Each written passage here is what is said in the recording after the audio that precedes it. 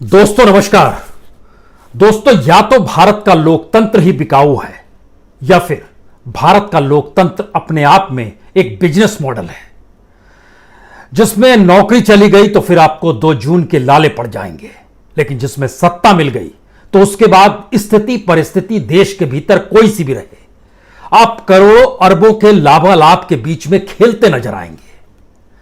इस business model की आज बात की जाए, क्योंकि इस बिजनेस मॉडल के भीतर का सच यह है कि जिस देश के भीतर में हर दिन अपनी जिंदगी के आखिरी पैसे को निकालने के लिए पीएफ का पैसा जिसे कहते हैं, 80,000 लोग हर दिन पैसा निकाल रहे थे। तकरीबन 270 करोड़ हर दिन लोग निकाल रहे थे। और इस देश के भीतर में हर दिन तकरीबन 30 से 40 लाख नौकरियां जा रही थी। अप्रैल और मई के महीने की यह स्थिति रही है। लेकिन इसी दौर में राजनीति इतनी जमकर होती है कि 25-25 करोड़ की बोलियां अगर विधायकों को लेकर लगती है तो आपको किस राज्य में ले जाएं, क्योंकि एक सामान्य सी स्थिति नहीं है। जिस देश के भीतर में लाखों लोगों और करोड़ों लोगों की नौकरी चली गई, जिस देश के भीतर में अपनी जिंदगी की जमा पूंजी किसी भी तरीके से जो आखिरी दिनों में काम आती है, पीएफ का पैसा, उसको निकालने के लिए होड़ लग गई और तकरीबन 36 लाख से ज्यादा लोगों ने पीएफ का अपना पैसा निकाल लिया है। उस देश के भीतर में जिनके हाथों में सत्ता है, उन्हें सत्ता की इतनी मजबूती चाहिए कि वह करोड़ों रुपए देने को तैयार हैं और दूसरी तरफ करोड़ों रुपए देकर खुद को बेचने के लिए भी वही प्रतिनिधि तैयार है जिसे जनता ने चुना है। यह कौन सी परिस्थिति है? यह लोकतंत्र बिकाऊ है या यह लोकतंत्र बिजनेस मॉडल पे चलता है? आज जरा सिलसिलेवार तरीके से समझने की कोशिश कीजिए, क्योंकि बोलियां जब लग रही हैं तो राजस्थान में तकरीबन 750 करोड़, राजस्थान से पहले याद कीजिए मध्य प्रदेश में भी तो एक बोली लगी थी जहां पे सत्ता इधर की उधर हो गई, 550 करोड़। गुजरात के भीतर की बोली सबसे कम है क्योंकि वहां सबसे ताकतवर स्थिति है, तो वहां की स्थिति में सिर्फ 270 करोड़ का खेल हुआ है। यह कौन सी स्थिति है? और इन स्थितियों के बीच में हम अपने लोकतंत्र का राग गाएं और बताएं कि दुनिया का सबसे बड़ा लोकतांत्रिक देश भारत है और इस पे आपको गर्व करना चाहिए। और अपने भाषणों में बार बार महात्मा गांधी से लेकर स्वामी विवेकानंद का जिक्र करते चले जाएं। जिक्र करने से क्या होगा? कहते हैं कि व्यक्ति पर शक तब पैदा होता है जब वो ईमानदार नहीं होता है और ईमानदारी की बात करता है। शक तब पैदा होता है जब वो जिम्मेदारी से पल्ला झाड़ लेता है और जिम्मेदारी की बात करता है। शक तब पैदा होता है जिन स्थितियों में वह खुद को जी रहा होता है और दुनिया देख रही होती है, उससे इतर का जिक्र वो करने लगता है। मुखौटे को चेहरा, चेहरे को मुखौटा बताता है। ये कौन सी स्थिति है? लेकिन बहरहाल एक एक करके पन्नों को खोलना शुरू करते हैं। जरा समझने की कोशिश कीजिए। मौजूदा वक्त में राजस्थान के भीतर 750 करोड़ का खेल है और आपके जहन में होगा कि सिर्फ एक राज्यसभा की सीट के लिए यह खेल हो रहा है। जी नहीं, सवाल है कि इसके जरिए कहीं ना कहीं एक छोटी सी चिंगारी लगाई जाती है और उसके बाद सत्ता पलटी जाती है। यही तरीके हैं। राजस्थान में ही नहीं बल्कि देश भर के अलग अलग हिस्सों में तकरीबन 18 राज्यसभा की सीट है जिन पर चुनाव 19 जून को होना है। इन स्थितियों में कितना पैसा किसके पास है? जिसके पास पैसा है उसने पीएम केयर्स में पैसा क्यों नहीं डाल दिया? पीएम केयर्स तो इस देश की रखवाली के लिए बनाया गया है, जिसका कच्चा चिट्ठा कोई दिया नहीं जाएगा लेकिन इस देश के लिए काम किया जाएगा। तो इस देश की सबसे बड़ी पॉलिटिकल सत्ताधारी पार्टी बीजेपी ने वो पैसा पीएम केयर के हिस्से में क्यों नहीं डाला? पार्टी की तरफ से कोई फंड क्यों नहीं गया? यह सवाल आपके जहन में तब होना चाहिए जब लोकतंत्र की ही बोली लग रही हो और डेमोक्रेसी एक बिजनेस मॉडल में कन्वर्ट नजर आ रहा हो। राजस्थान के भीतर में कांग्रेस ने 2 उम्मीदवार खड़े किए हैं, केसी गोपाल और नीरज डांगी को।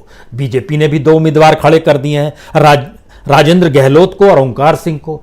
3 ही लोग को चुना जाना है। हर के हिस्से में 51 वोट आने चाहिए। कांग्रेस के पास पूरे वोट हैं अपने, 107 वोट उसके अपने हैं, यानी 51-51 2 चुने जाएंगे। बीजेपी का संकट यह है, उसको यह महसूस हो रहा है कि एक तो चुना जाएगा क्योंकि उसके पास 72 विधायक हैं, लेकिन उसके ठीक समानांतर 13 विधायक निर्दलीय भी तो हैं। और दूसरी जगहों से जो पार्टियां हैं, जिसमें आरएलडी 1 है, जिसमें आरएसपी के 3 है, आरएलपी के 3 है, क्या इनको लिया जा सकता है? जब इनको लिया जाएगा तो कुछ आंकड़े और मजबूत हो जाएंगे, कुछ और मजबूत हो जाएंगे, तो कुछ ही तो कांग्रेस के विधायकों को मनाना होगा। और सबकी आर्थिक स्थिति तो इस दौर में डामाडोल है, क्यों नहीं उनको पैसा देके निपटा दिया जाए, यानी खरीद लिया जाए। और जिसका जिक्र राजस्थान के मुख्यमंत्री अशोक गहलोत खुले तौर पर कह रहे हैं कि 25 करोड़ की कीमत लगाई गई है, तो इस 25 करोड़ के हिसाब से समझने की सामान्य तौर पर कोशिश कीजिए। बीजेपी के पास 72 है, एक के हिस्से में 51 चले गए, बाकी उसको 51 विधायक और चाहिए, लेकिन उसके पास कम पड़ रहे हैं विधायक, तकरीबन 30 विधायक। अब इस 30 विधायक को 25-25 करोड़ दिए जाएं तो इसमें 750 करोड़ रुपए खर्च हो जाएंगे। 750 करोड़ में खर्च करने से पहले निर्दलीय विधायक साथ आ सकते हैं, कोई दिक्कत नहीं है। अगर आरएलडी को आपने खरीद लिया, चलिए एक उसका आ गया, बीटीपी के 2 विधायक हैं उसको भी ले लिया, आरएलपी के 3 हैं उसको भी ले लिया, और ये करते करते जब आपके आंकड़े लगभग 80-85 तक पहुंचते हैं तो भी आपको लगभग 17 विधायक चाहिए। अब वो कांग्रेस के विधायक हैं, अगर वो 17 विधायक राज्यसभा सीट के लिए मूव कर सकते हैं तो आने वाले वक्त में उनकी बोली तो कुछ ज्यादा हो जाएगी। 25 करोड़ और ले लो और सरकार ही गिरा दो, और यहां पर हम 100 प्लस में आ जाएंगे, क्योंकि राजस्थान में तो 200 कुल सीट है और उसमें से 101 की चाहिए, 101 में आपकी सरकार बन जाएगी, तो क्या दिक्कत है।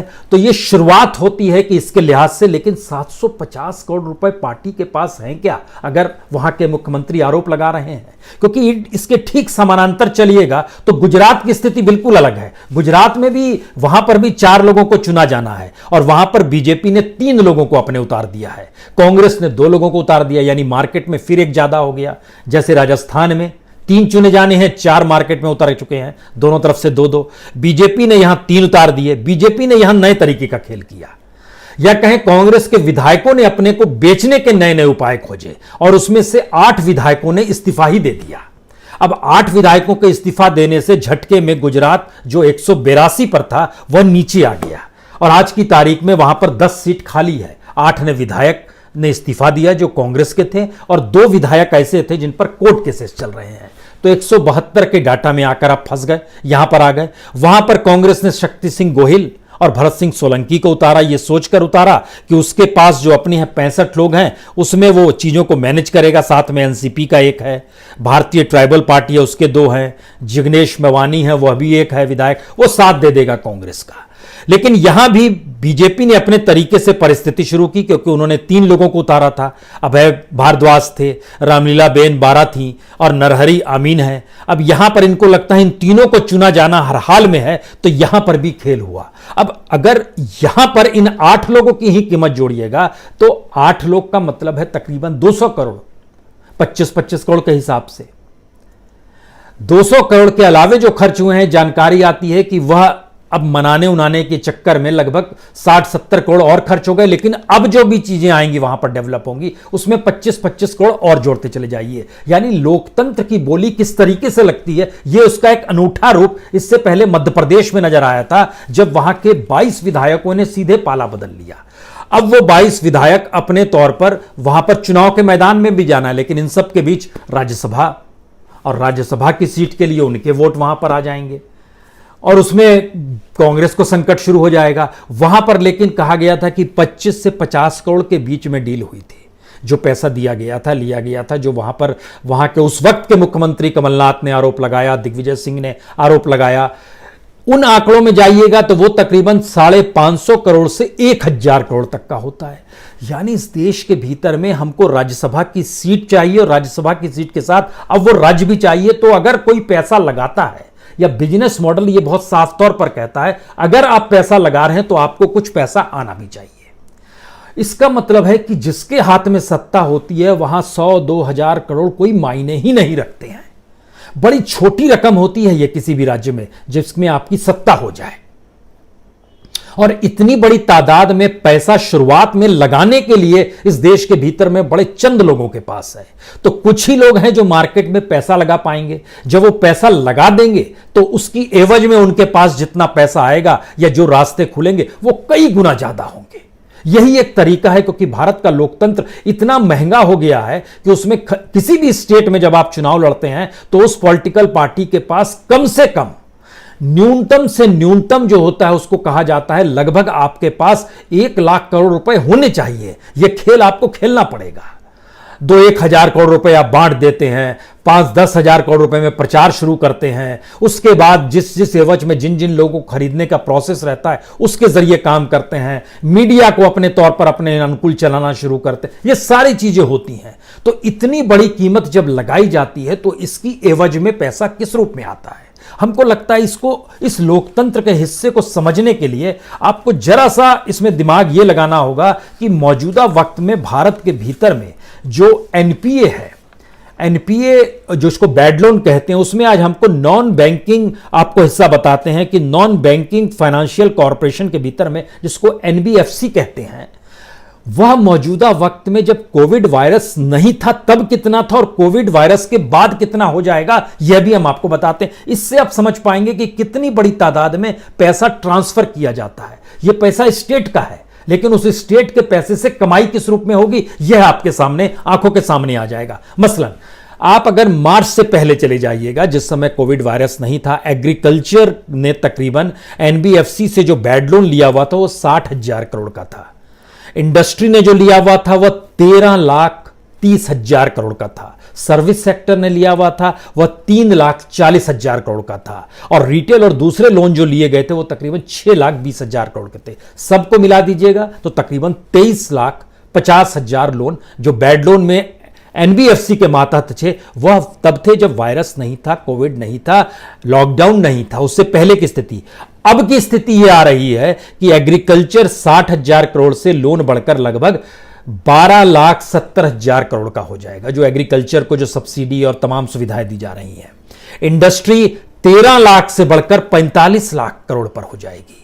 सर्विस सेक्टर 3-3.5 लाख करोड़ से बढ़कर 29,02,000 करोड़ हो जाएगा। रिटेल सेक्टर 6,20,000 करोड़ से बढ़कर 32,10,000 करोड़ हो जाएगा। यानी जो जिक्र हम आपसे कर रहे थे कि उस समय 23,50,000 करोड़ बैड लोन की स्थिति में थी एनबीएफसी में, वह बढ़कर 119 लाख करोड़ हो जाएगी।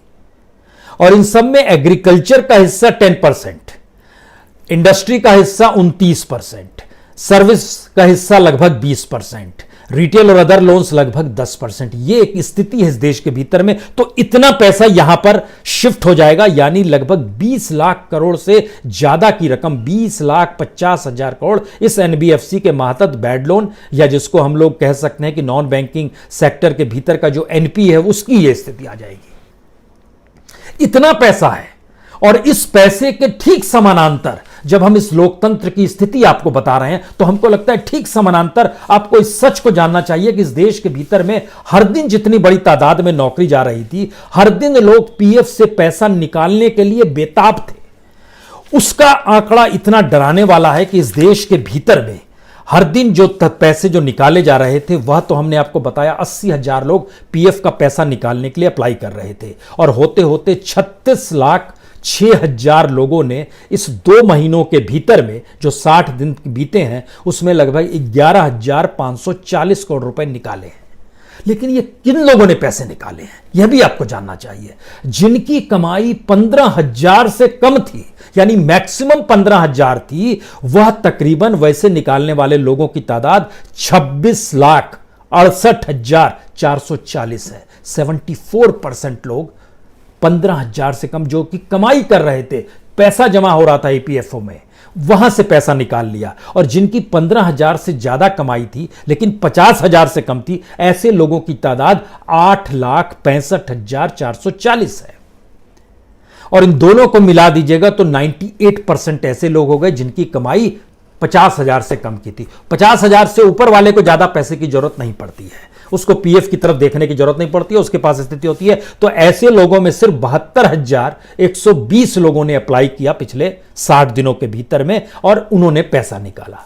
सवाल है कि एक एक दिन में 80-80 हजार लोग अगर 270 करोड़ निकालते हैं और दूसरी तरफ चंद चुटकी बजाते हैं इस देश के भीतर में 750 करोड़ रुपए की डील राजस्थान में हो जाएगी, गुजरात के भीतर में 500 करोड़ तकरीबन की डील की बात हो रही है, मध्य प्रदेश में डील हम लोग देख चुके हैं 1000 करोड़ के लगभग में, 550 से 1000 करोड़ के बीच में डील कैसे, यानी यहां पर इतना पैसा है इस डेमोक्रेसी को चलाने वाले लोग और प्रतीकात्मक तौर पर जिसे जनता ने चुना है, वह अपने आप को एक ऐसे बिजनेस मॉडल में ले आए हैं जहां पर जनता ने एक बार वोट दे दिया तो वह उनके लिए प्रॉफिट है, वह उनके लिए प्रॉफिट मार्जिन बढ़ाते चला जाता है।